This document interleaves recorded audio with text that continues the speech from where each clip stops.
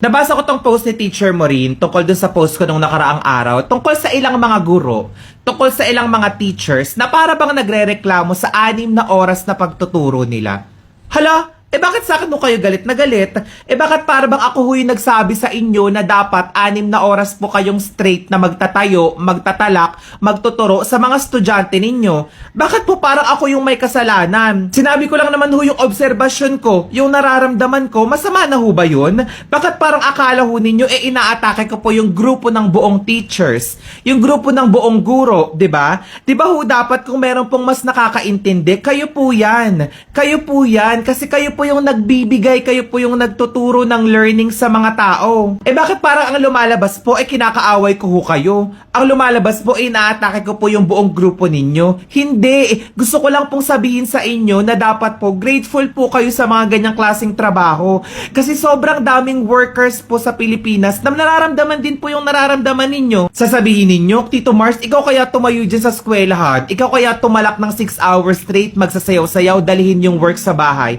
Bakit? Unang-una, kung gusto kong maramdaman yung ganyang klaseng nararamdaman, di ho sana, nag-apply po ako bilang guro, nag-take po ako ng education bilang course ng college. Hindi, di ba? Kasi ayoko nga ho magtatalak-talak, ayoko nga ho magtatayo-tayo ng 6 hours straight na para bang ganyan po sa mga ginagawa ninyo. Tapos sasabihin ninyo, hindi mo kasi naramdaman, hindi mo kasi alam yung feelings ng bilang guro, ganyan-ganyan at chuchuchu. Talagang hindi, di ba? Talagang hindi. Kasi kung gusto kong maramdaman yan, kung gusto kong maranasan yan, kung gusto kong maging nasa posisyon ninyo, di sana, education po yung course na tinake ko nung college. Di sana, naging teacher po ako. Di sana, naging guro po ako. 'Di ba? Like, hindi ko talaga gugustuhin yan dahil ako sa sarili ko, alam ko na hindi ho ako para dyan. Unang-una pa lang, alam ko na yan, kaya hindi ho ako naguro. Ikaw? Yung ibang mga teachers po sa inyo na nagme-message po sa akin ng mga kung ano-ano. And the first place, alam nyo po na ganyan po yung trabaho ng guro. Alam nyo po na mahirap naman pala di ba? Bakit po kayo nag-apply? Bakit po kayo nag-apply kung puro po parang ganyan-ganyan, talak-talak, pagrereklamo, pag mga sabi-sabi na mga kung ano-ano na lang po yung mga pinagsasabi ninyo? Hindi ko nilahat. Sinasabi ko lang pangilang-ilan. Kung ikaw yung guro na hindi ka nagrereklamo, bakit ka affected?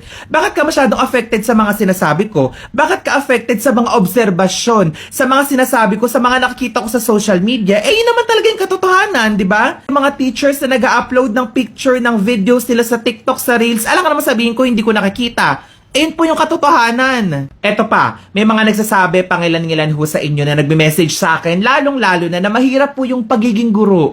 Mahirap po yung trabaho namin. Alam ko na mahirap yan. Kaya nga hindi ako nag-teacher, di ba? Kaya nga hindi ako nag-apply, kaya nga hindi ako nag-take ng educational course. Kayo, alam nyo yan. Alam nyo yan bago kayo mag-take ng teacher. Bago kayo gumraduate, bago kayo makapasa ng LET sa mga hindi pa nakakapasa dyan. Pero finish ninyo. Ang ibig sabihin lang ho niyan, handa po kayo. Handa po kayo sa mga eksena, sa mga hirap, sa mga struggles, sa mga challenge na kaharapin ng isang guro. Bakit parang ho ngayon? Parang ayaw nyo na, di ba? Kung ayaw ninyo, di mag-resign. Umalis. Hindi yung ako yung aatakihin nyo na para bang, ay si Tito Mars, piring privilege, ganyan-ganyan, hindi kasi siya guro, ganyan-ganyan. Talagang hindi ako guro kasi ayoko. Kasi alam ko sa sarili ko yung kapasidad ko. Alam ko na hindi ko kaya yung ganyang klaseng trabaho. Kayo, nang unang-una pa lang, di ba? Alam nyo na mahirap ang pagiging guro, pero pinush ninyo. Nilaban ninyo. Kung ayaw nyo po yung polisiya na 6 hours kayong straight teaching, sabihin ninyo sa gumawa ng batas. Sabihin ninyo sa gumawa ng polisiya. Bakit parang ako yung inaatake ninyo? Tapos sasabihin ninyo, hindi naman ho kayo nagre-reklamo, nagsasabi lang din ho kayo ng sentimiento ninyo. Nagsasabi lang din ho ako.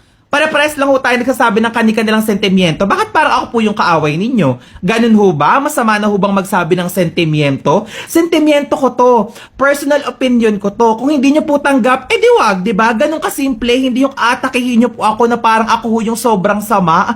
Ako po yung hindi nakakaintindi sa mga kaguruan. Kayo po dapat. Wag ho ako yung sisihin ninyo. Sa mga gurong masyadong naapektuhan, dapat ho sarili nyo po yung tinatanong ninyo. Kasi unang-una pa lang, alam nyo sa sarili ninyo na mahirap. Alam nyo sa sarili ninyo na ganyan, 'di ba? Bakit nyo pa tinake yung course?